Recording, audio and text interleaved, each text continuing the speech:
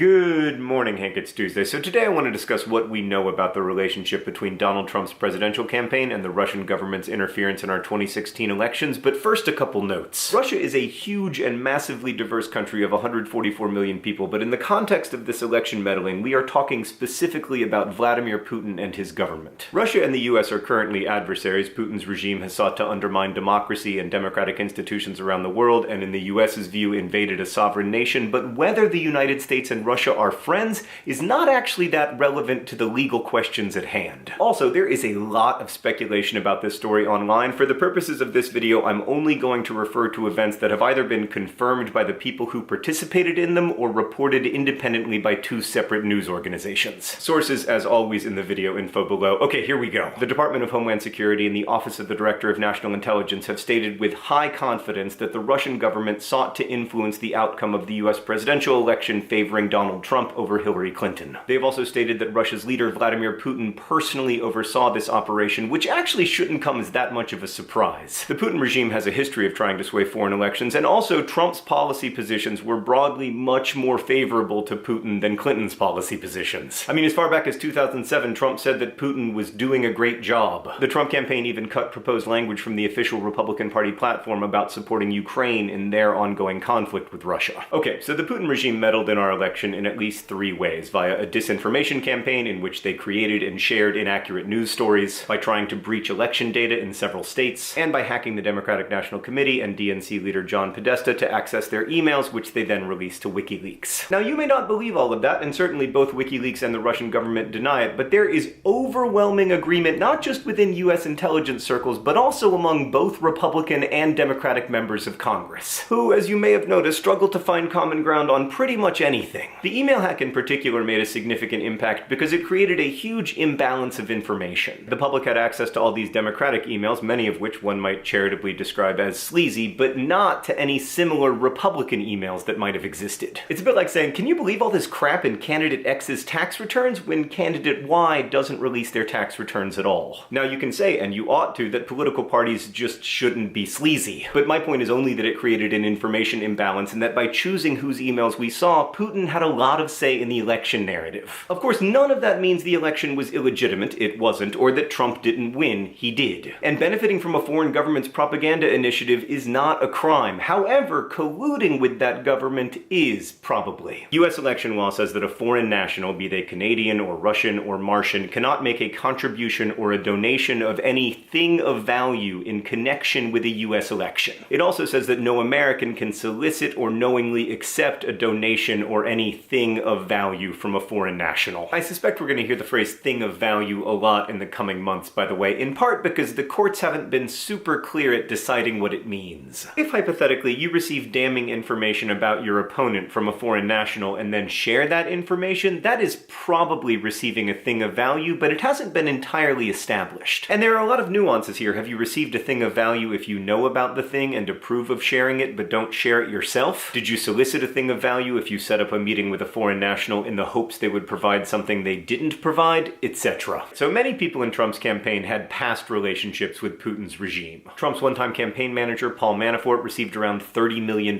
working for Oleg Deripaska, who is seen as one of Putin's closest business confidants. Michael Caputo, an early Trump advisor, had previously worked on a Russian campaign to improve Putin's image among Americans. Trump's Attorney General, Jeff Sessions, had to recuse himself from the Russia investigation after it was revealed he'd had previously undisclosed meetings with Sergei Kislyak, Russia's ambassador to the United States. And Michael Flynn, Trump's first national security advisor, failed to disclose payments that were made to him by an arm of the Russian government. And failure to disclose such payments is illegal for former military officers. Flynn also talked several times to Sergei Kislyak during the transition, the period after the election but before Trump became president. One of those calls occurred on December 29th, which happened to be the same day the US announced new sanctions on Russia. Flynn initially denied that he'd discussed sanctions on that call, but it became apparent that there was evidence to the contrary because Kislyak's calls are routinely monitored by US intelligence. Discussing sanctions policy on that call was possibly illegal. I mean, Flynn was not yet the national security advisor, but he was trying to negotiate foreign policy. But of greater concern is that the day after Trump learned that Flynn had lied about discussing sanctions, Trump asked FBI Director James Comey for loyalty. And then, the day after Flynn eventually resigned, Trump asked Comey to drop the Flynn investigation altogether. This is alarming because in the United States, the Justice Department and the FBI are supposed to operate independently from the White House. That's part of the reason FBI directors serve a 10-year term. They're supposed to be above party politics and not beholden to one particular leader. Trump asking Comey to drop the Flynn investigation was a significant breach of protocol. In fact, some have argued that it amounts to obstruction of justice, which is the charge that Richard Nixon was eventually impeached for. And then a few months later, Trump fired James Comey. Initially, the White House said the FBI director was being fired for his mishandling of the Hillary Clinton email case, but then, after a few days of trying on various justifications,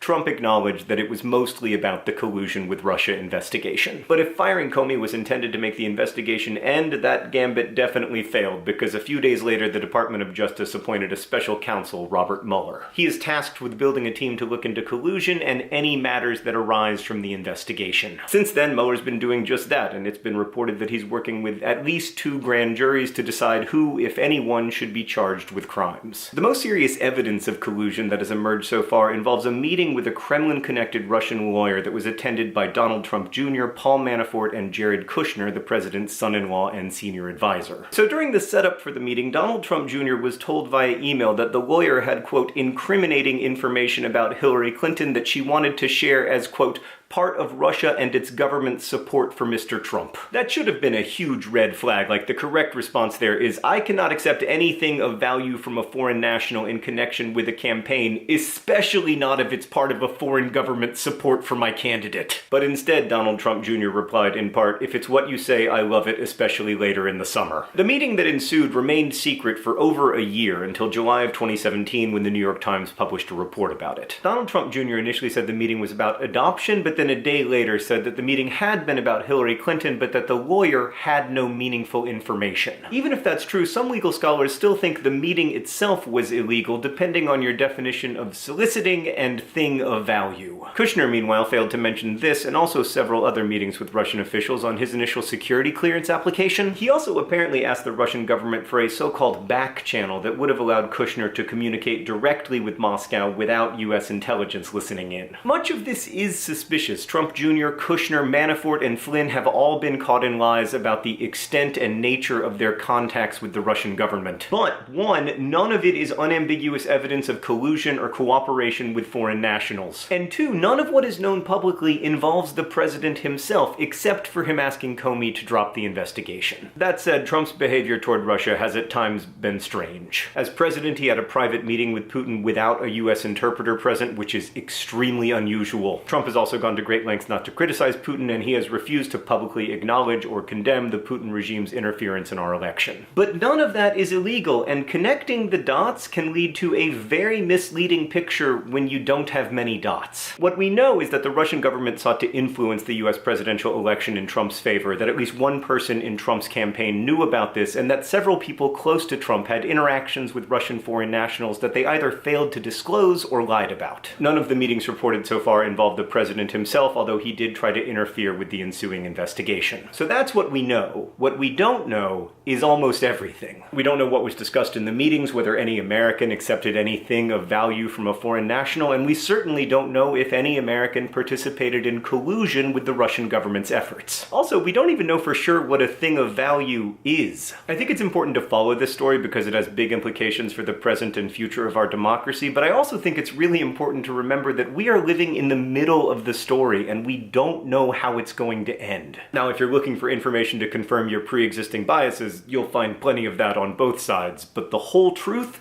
we just don't know that yet. I hope we will someday. Hank, I'll see you on Friday.